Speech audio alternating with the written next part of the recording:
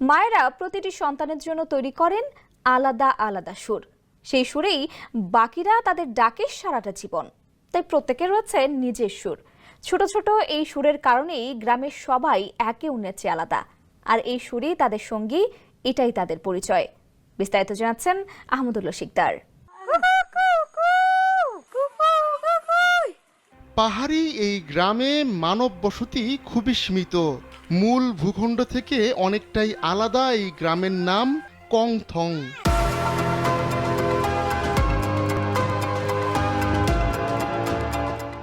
ভারতের মেঘালয়ের এই গ্রামে রয়েছে অদ্ভুত এক রীতি।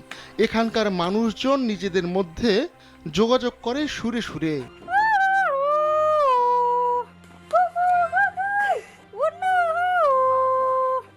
মায়েরা তাদের সন্তানদের জন্য আলাদা আলাদা সুর তৈরি করেন। সেই সুরেই তারা নিজে